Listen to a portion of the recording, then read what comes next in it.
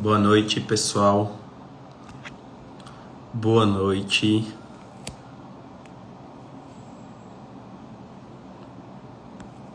Vamos começar mais uma live hoje. E hoje a gente vai falar um pouquinho das possíveis causas da irritabilidade no bebê, beleza? A gente sabe que é um tema que é bem comum para quem está nesse mundo aí da pediatria, tá? E a gente vai discutir um pouquinho sobre isso, tá certo? E eu vou falar também um pouquinho sobre bebê high need. Não sei se vocês já ouviram falar nesse termo, bebê high need, certo? Para a gente falar de irritabilidade, a gente precisa entender um pouquinho sobre esse termo, certo? Então, vou definir e a gente vai começar a nossa live. Eu só queria que vocês me dessem um ok se tá tudo bem, se vocês estão me ouvindo bem, tá? Porque aqui na minha cidade tá meio querendo chover e às vezes a conexão da internet não fica muito boa. Só dê um legalzinho se vocês estão me ouvindo, por favor.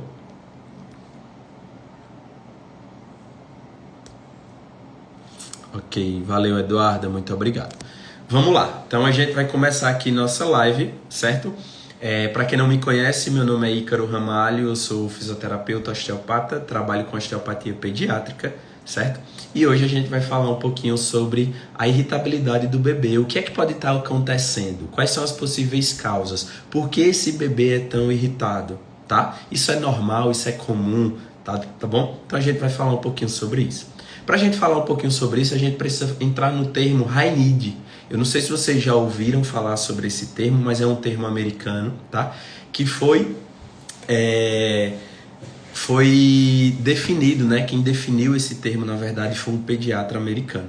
Quem nunca ouviu ou quem já ouviu, né? Os pacientes chegarem no consultório, a mãe relatar para você que o tempo inteiro aquele bebê não dorme, que o tempo inteiro é no peito, que ele só quer ficar no colo, que a mãe não consegue ir no banheiro, que a mãe não consegue comer, porque esse bebê é o tempo todo, precisa ali de atenção, precisa que a mãe esteja perto, precisa estar no peito, tem essa alta necessidade de sucção, certo? Então pode ser chupeta, pode ser no peito, tá? Então ele tem essa alta necessidade de sucção, tá? Então tá todo o tempo lá no peito e não é fome, porque ninguém sente fome o dia inteiro.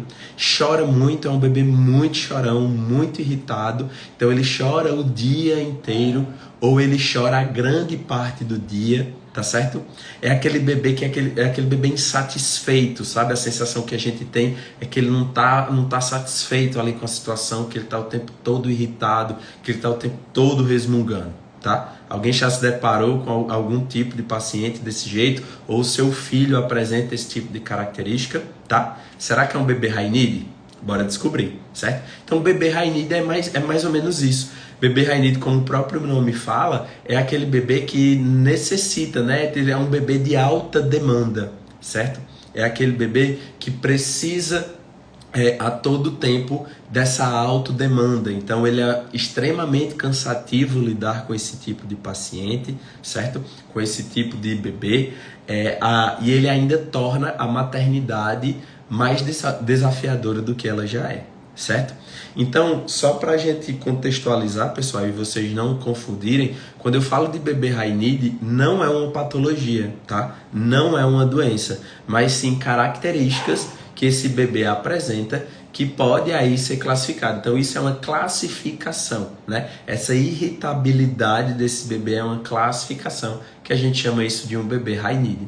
Mas não é uma patologia, estou repetindo, pelo amor de Deus, não é uma patologia, não é uma doença, não interfere aí no cognitivo do seu filho, na inteligência, enfim, nessas questões que a gente se preocupa bastante, não interfere na saúde. Dessa forma, pensando assim, tá bom? Então são características mesmo específicas. E já que não é uma doença, como é que a gente diagnostica, certo? Então precisa ter esses critérios mais oficiais, tá certo? Dessa classificação de bebê high need, né? Que é esse choro inconsolável que eu falei para vocês, tá certo? E uma característica muito importante não é alguns dias, né? Então, um exemplo, meu bebê era tranquilo e do nada começou a apresentar todas essas características. Não, não é bebê desse tipo. Essas características precisam estar presentes desde o nascimento. Então é aquele bebê que desde quando nasceu é altamente irritado, dorme pouco, mama muito, só quer estar no colo, mesmo no colo às vezes a mãe não consegue acalmar, certo? Então não é esse bebezinho que tem 3 dias que ele está apresentando essas características. Não, precisa ser desde o início do nascimento. Beleza? Então esse choro inconsolável o dia inteiro, esse choro sem explicação, a gente não sabe determinar o que é que está causando aquilo ali naquela criança, o que é que está causando essa irritação naquele bebê, certo? E não é fome, porque você já deu peito, ele já está com a barriga cheia, certo? Não é fralda suja, não é uma roupa que está incomodando, porque você já trocou, já tirou tudo, certo? Não é dor, porque até remédio para dor você já deu, e mesmo assim esse bebê, ele não deixou de ser irritado, ele não parou de chorar, né? Ele não precisou dessa alta demanda de ficar sempre com atenção e com essa alta demanda de sucção para conseguir se acalmar, tá certo? E a gente fica sem entender e perdido o que é que está acontecendo, beleza? Então esse é o bebê high need, tá bom?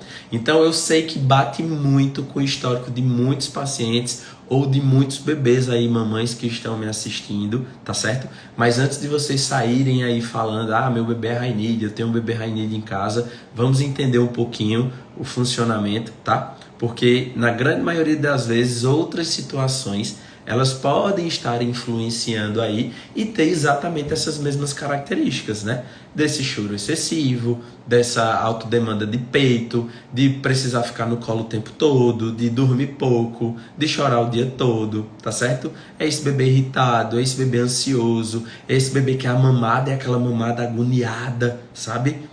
Tá? Então aquela mamada nervosa, existem diversas situações que o bebê pode estar passando que ele apresenta essas características exatamente igual de um bebê high need. Significa que seu bebê é high need, seu paciente é high need? Não, a gente precisa avaliar direitinho, beleza? Então é um bebê também, pessoal, que ele não lida muito bem com saída de rotina, né? Ele é muito reagente ali quando sai da rotina dele, tá certo? Então ele passa muito mal, ele reage muito mal, na verdade, quando aquela família saiu um pouco daquela rotina pré-estabelecida e daquela previsibilidade ali que ele já estava acostumado, tá certo? E também outra característica importante é que tudo precisa ser feito de imediato, né? Senão já era. O choro aumenta muito mais, então se está com fome tem que ser ali na hora, porque se não for na hora, o choro é inconsolável, aumenta muito mais ainda a irritabilidade e o choro desse bebê, tá certo? Então tem essa característica também específica. Beleza, pessoal? Porém, como eu falei para vocês, não é tão simples assim a gente olhar para o paciente e falar bem assim, é um bebê high need, meu bebê é um bebê high need, né? Exatamente como eu comentei com vocês, existem milhares de situações que o bebê pode estar passando ali naquela fase daquela vida, que ele pode apresentar essas características que são exatamente iguais de um bebê classificado como um bebê high need. De ter esse choro inconsolável, de querer ficar só no colo, de só a mãe conseguir acalmar, de querer estar no peito o tempo todo, né? Possíveis problemas, como por exemplo um refluxo pode causar isso, beleza? A gente sabe que o refluxo, a doença propriamente do refluxo, ela pode causar uma esofagite no bebê. Não é comum, graças a Deus, isso não é rotineiro acontecer, mas sim a doença propriamente do refluxo dita, né, aquela patologia que o bebê vomita tanto, pode acontecer uma esofagite, ou seja, o bebê vai sentir dor, e bebê que sente dor não dorme. E bebê que sente dor é irritado, tá certo? Então isso é importante. Cólicas, quem é que vai ficar bem, quem é que vai ficar tranquilo, quem é que vai dormir se está sentindo desconforto, se está sentindo cólica, né? Ele vai precisar de alguma coisa que consiga ali de alguma forma acalmar aquele sistema nervoso dele. Então por isso essa alta demanda de peito a todo tempo, beleza? Alteração do sono, certo? Então, um bebê que não dorme, por exemplo, é um bebê que fica irritado, é um bebê que vai produzir mais hormônio do estresse, o cortisol, tá certo? Então é um bebê que naturalmente ele vai ser um bebê mais irritado, ou que se irrita com facilidade, tá certo? Então, todas essas características elas são importantes e elas podem influenciar nesse comportamento desse bebê, tá bom? Efeito vulcânico também.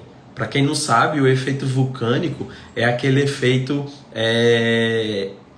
que geralmente acontece assim no final do dia, que as pessoas falam, a hora da bruxa, né? Então, é causado por falta de soneca, o bebê está estressado porque ele está cansado, certo? Então ele não tirou sonecas durante o dia, ele ficou altamente irritado, isso dá um efeito vulcânico nessa criança, ele vai chorar muito, por muitas horas vai ficar irritado, entendeu? Sabe aquela sensação que a gente tem que a gente tá tão cansado, que a gente não consegue dormir, certo? Então o efeito vulcânico é mais ou menos dessa forma, se o bebê não dorme bem durante o dia, à noite vai ser um caos, certo? Ele vai ficar irritado, ele vai chorar, ele não vai conseguir dormir.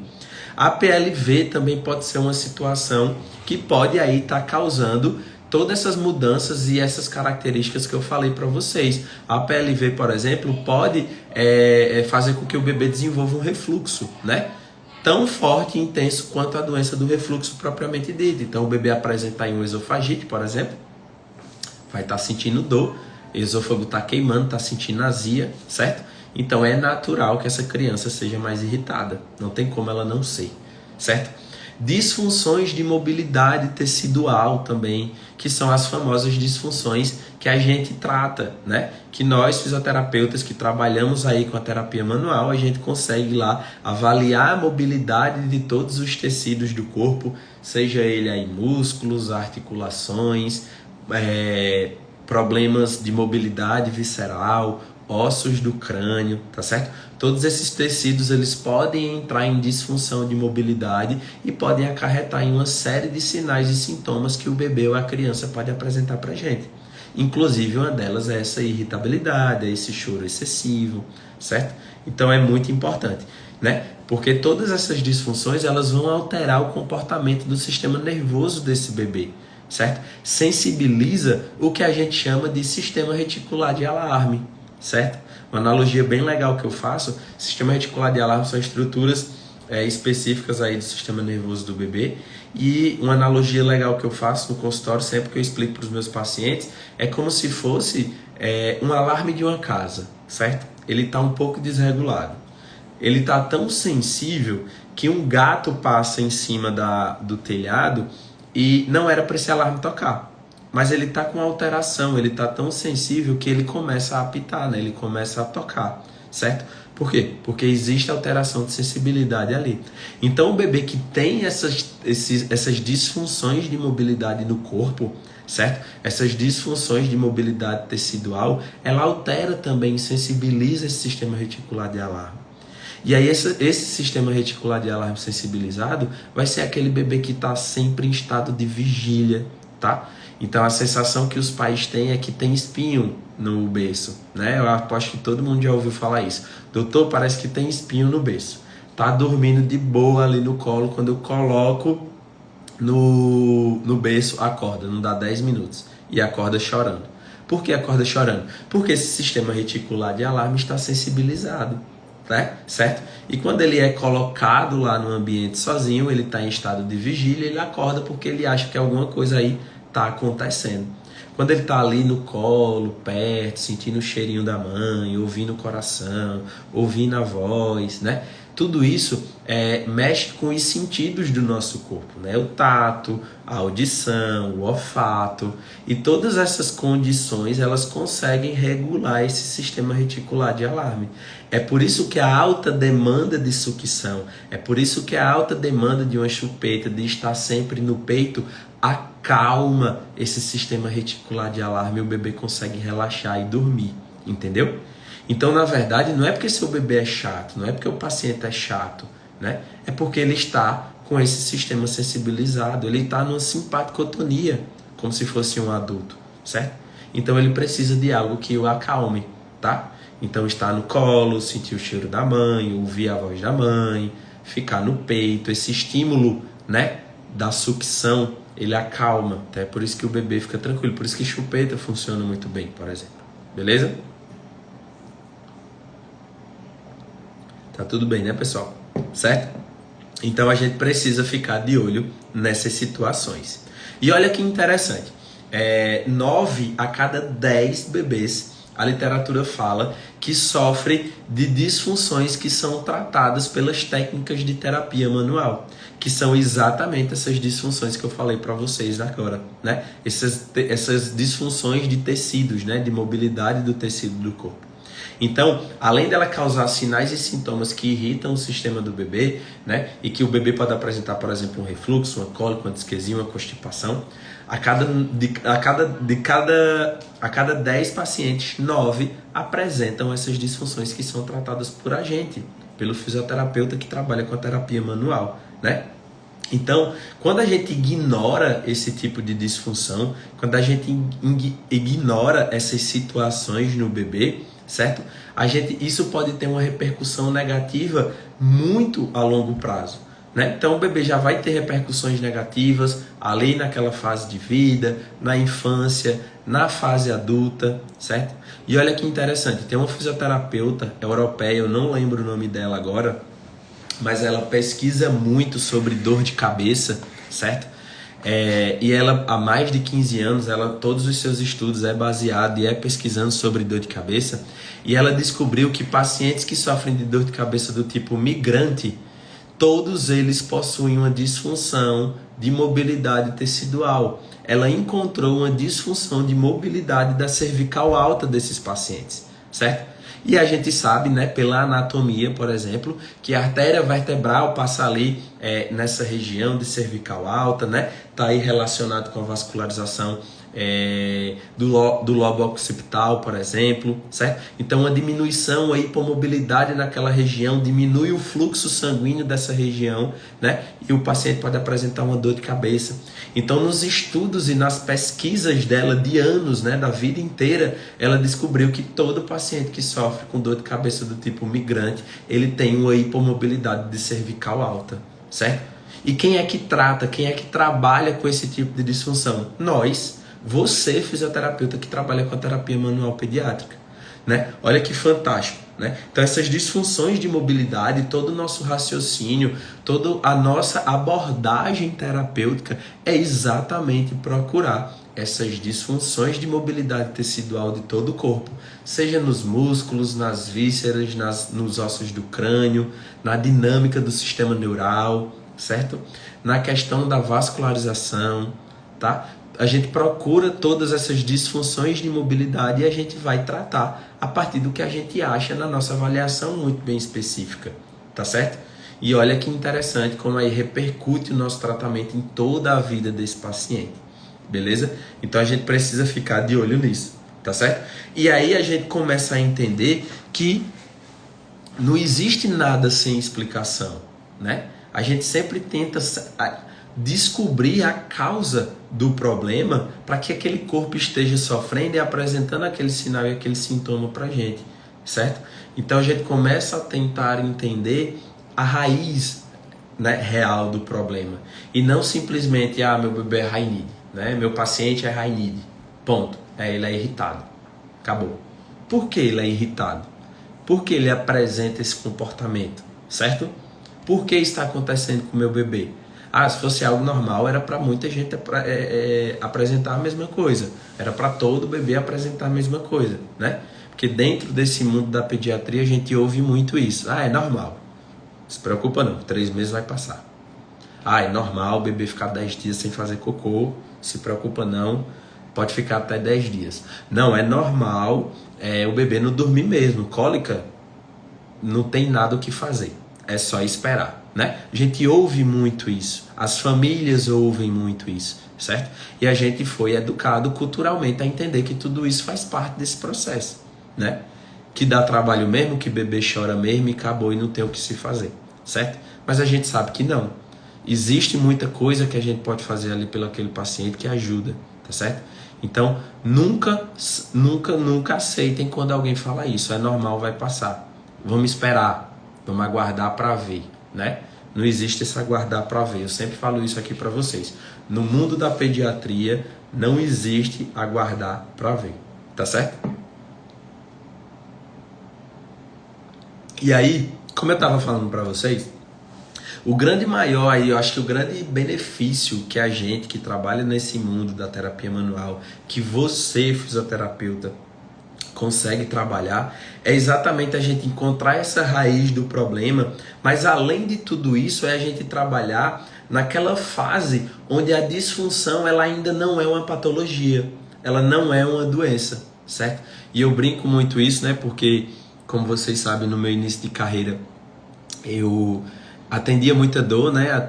Meu público-alvo era pacientes com dor e hoje eu trabalho, né, com pediatria, meu público-alvo é o paciente pediátrico, são bebês. E eu brinco hoje, falo bem assim, rapaz, a gente trabalhar com adulto é você trabalhar com a criança estragada, né? Passou do tempo ali, dava pra gente resolver se tivesse atendido quando fosse bebezinho, passou do tempo, perdeu, né? Porque a gente sabe que muitos problemas atuais na vida adulta, na verdade, são disfunções não tratadas na época do bebê. Como eu falei para vocês, por exemplo, dessa fisioterapeuta que relacionou, né, essa hipomobilidade de cervical alta com a dor de cabeça do tipo migrante. E qual é a disfunção no bebê? Qual é a disfunção pediátrica que está muito relacionada e tem uma hipomobilidade de base de crânio e de cervical alta? Torcicolo congênito. Olha que interessante, né? Então, um torcicolo não tratado, né? E a gente sabe que o torcicolo ele é ainda muito negligenciado, né? Ninguém faz um teste específico, ninguém estuda para saber o que é que pode estar acontecendo. Só fala, ele tem uma preferência, vamos esperar que dá certo, né? Aí o bebê, lógico, ele não vai ficar sem olhar para o lado, ele precisa se adaptar para passar nas fases do desenvolvimento motor, mas ele passa de qualquer jeito, né? Então, isso acaba tendo repercussões, certo? Então, ele precisa se adaptar, ele precisa dar um jeito, de qualquer forma, para conseguir fazer o que precisa ser feito, certo? Só que não necessariamente esse reajuste vai ser benéfico para o corpo, entendeu? Então, por exemplo, um torcicolo não tratado com essa hipomobilidade, morreu? Não, deu certo, ele viveu, ele olha para os dois lados, olha, mas tem essa restrição do movimento. Adquirir uma dor de cabeça crônica na vida. Tá entendendo? Então, eu acho que a grande sacada do fisioterapeuta, de você, fisioterapeuta, que consegue ter esse conhecimento, que consegue trabalhar com esse público, sempre pensando na raiz do problema, é exatamente isso. É a gente tratar essa disfunção antes que ela se torne uma patologia propriamente dita. Então, se a gente pensa a longo prazo, por exemplo, quando a gente trata um refluxo, uma asma, por exemplo, ela pode ser pela presença de ácido de forma crônica no esôfago desse bebê, certo? Dessa criança. Então é uma criança que sempre teve ácido ali desde bebê, refluxo a vida toda, que não foi tratada. O corpo, para se proteger, faz broncoespasmos de forma frequente, né? De forma crônica, repetitivas, certo? E esse broncoespasmo, né? Essa contração pulmonar para se proteger, para não deixar nada entrar lá no pulmão, certo? E a asma é exatamente o quê? É esse broncoespasmo. Então isso pode evoluir para um quadro de asma, certo?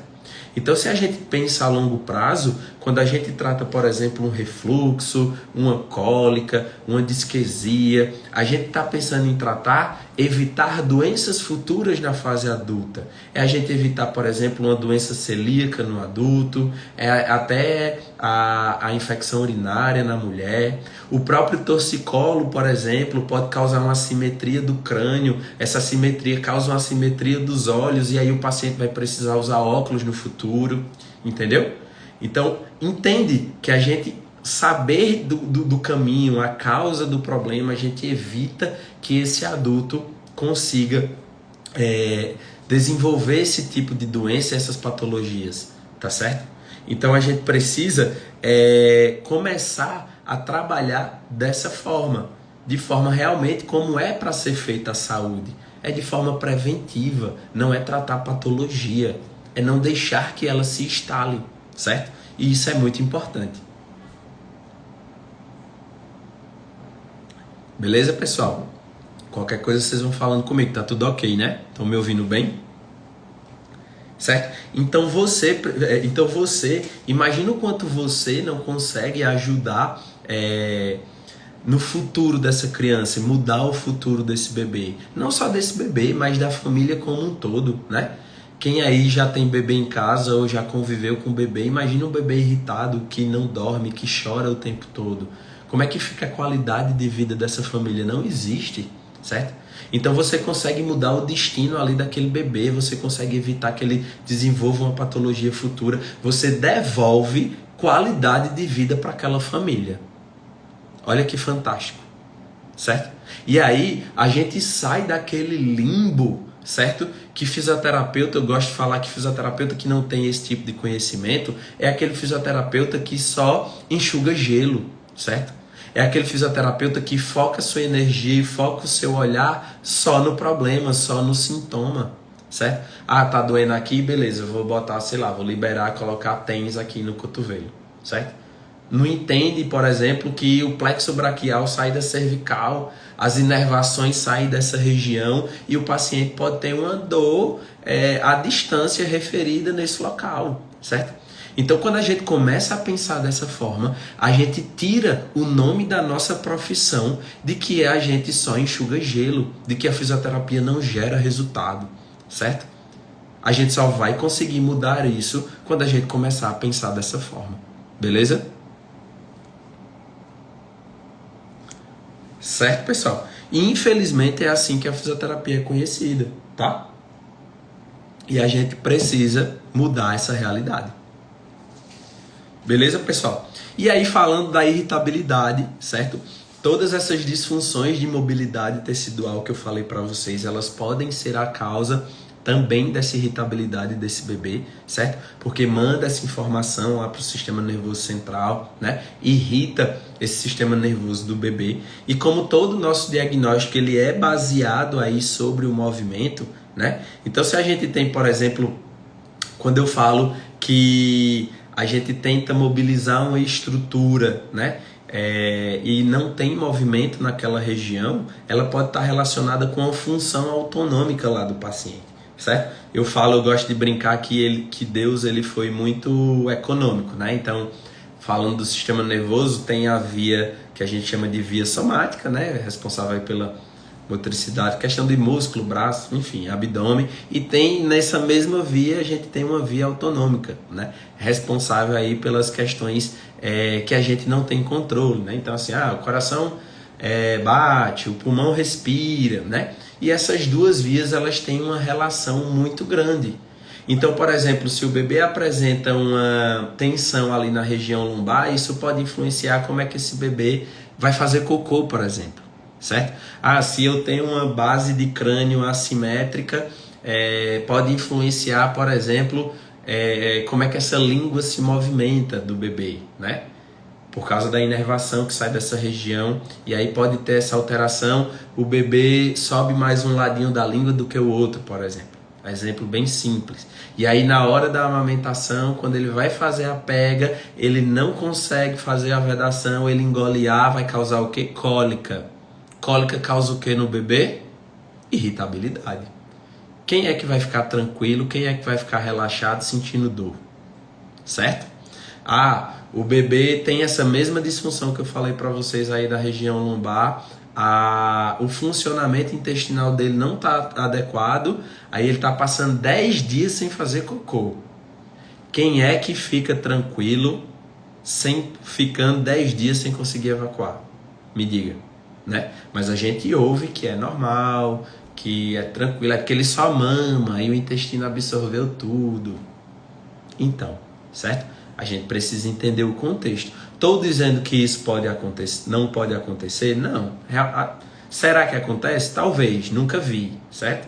Porque o que chega no meu consultório é que ele fica 6 dias sem fazer cocô, é normal, porque diz que ele só mama, está absorvendo tudo. Mas quando a gente mexe lá, tem restrição na lombar, melhora o funcionamento dessas regiões, o intestino funciona, o paciente começa a fazer cocô todo dia, né? Então, a gente começa a pensar dessa forma, certo? Então, quando a gente fala dessas disfunções, uma disfunção de mobilidade de uma vértebra, por exemplo, não é só uma vértebra que não roda, certo? Mas é uma musculatura que está tensionada, certo?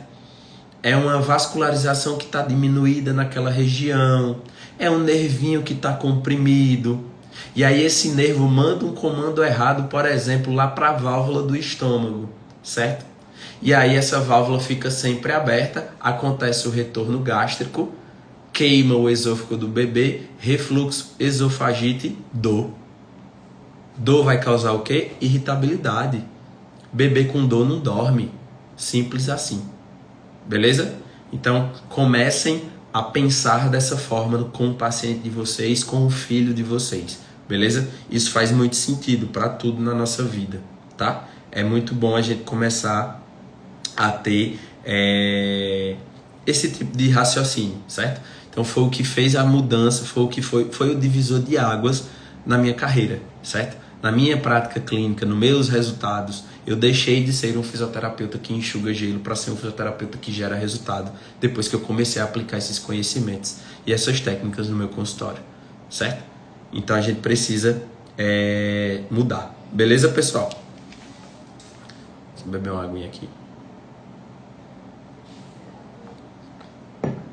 Certo? Pessoal, então vamos fazer o seguinte, eu vou dar uma breve revisada do que foi que a gente falou tudo aqui na live. E quem tiver dúvida, quer perguntar alguma coisa, vai mandando aí que no final eu respondo todo mundo, beleza? A Mari vem infernizar aqui na live. Bora fazer uma live, Mari? Nunca mais convidei você pra gente fazer uma livezinha aqui. Você agora mãe, mas eu sei que Bia dorme bem. Faz osteopatia, faz terapia manual desde cedo. Dorme a noite toda.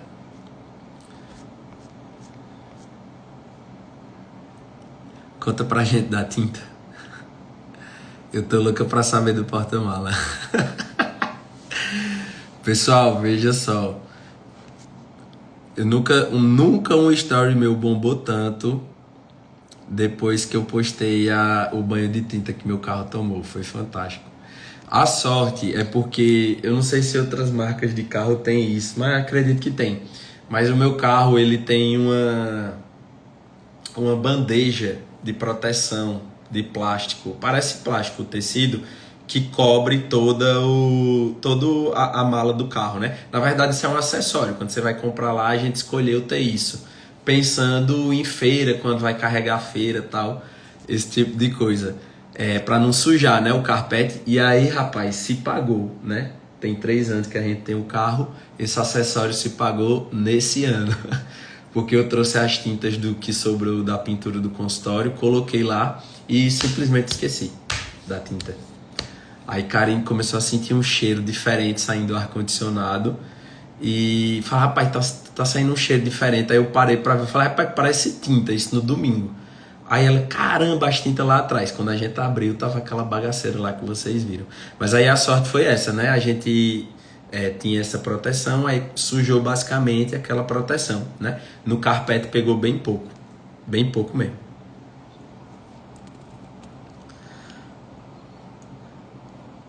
Mas tô me babando de rir dessa história, mas com respeito. Nem mandei limpar ainda, rapaz. Tá lá fedendo a tinta ainda. Alagou o fundo do carro. Virou o balde de tinta inteiro, galera. Vocês acreditam? Todo mesmo. O balde virou inteiro de tinta.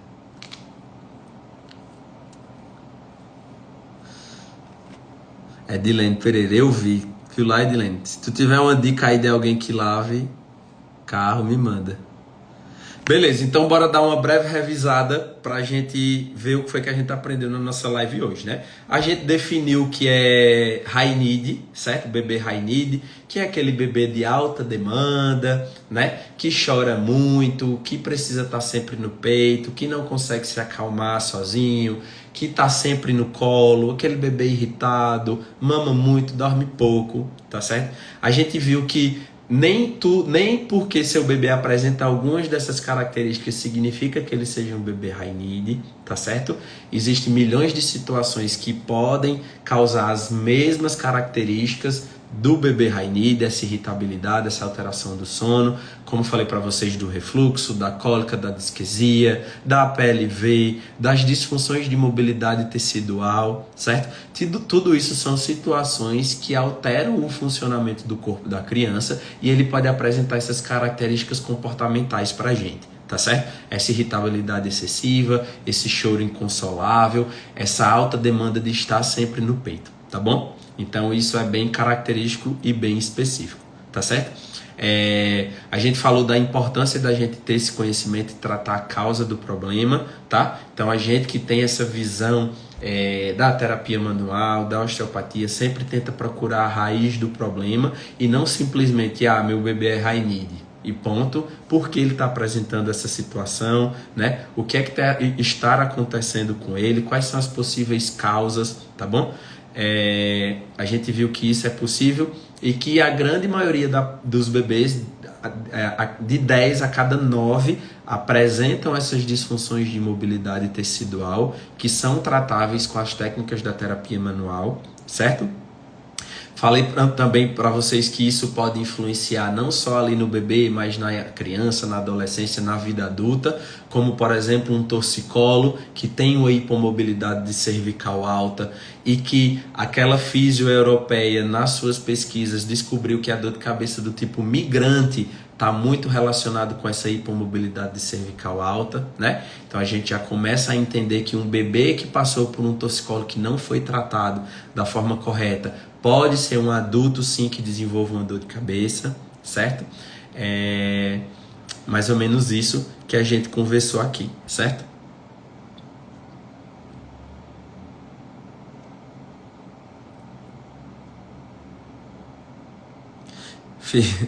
Mário, depois me passa o contato do seu psicólogo, sua calma. Na verdade eu fiquei sem reação. Quando eu abri o porta-mala que eu vi aquela situação. Moro longe, Campo Alegre de Lourdes, Bahia. Não sei, mas Deus abençoe que encontre alguém que sabe fazer a limpeza. Não, tem aqui. Já aconteceu com o meu sofá algo parecido. Pessoal, então é isso. Revisei a live. Espero que vocês tenham entendido um pouquinho aí dessas questões de irritabilidade. Quando vocês ouvirem esse termo aí, high need, certo? Entendam que muita coisa pode estar influenciando, que essas disfunções de mobilidade tecidual pode ser a causa, sim, dessa irritabilidade excessiva, dessa questão comportamental, dessa autodemanda de atenção que esse bebê ele precisa, tá certo? Fiquem ligados nisso e saibam que essas disfunções de mobilidade ela pode se alterar toda essa questão comportamental do bebê, certo? E você, fisioterapeuta, consegue tratar isso, tá certo? Tice, sempre uma riqueza de informações. Obrigado pela partilha. Eu que agradeço, Tice. Esse fim de semana nós temos encontro lá do TEMAP, hein? Camila Arcanjo. Oi, Camila. Boa noite, tudo bom? Camila, pediatra aqui de Petrolina. Super maravilhosa. A gente tem muito paciente em comum. Tem uma abordagem fantástica. Show de bola. Então é isso, pessoal. Falei tudo, certo? Qualquer coisa, me manda uma mensagem aqui no direct que a gente vai conversando. Beleza? Minha boneca já tá pronta. Tícia, eu vou fazer de novo a dinâmica lá pra gente melhorar a nossa sensibilidade palpatória. Arruma uma bexiga aí, tá? Valeu, beijão. Tchau, tchau.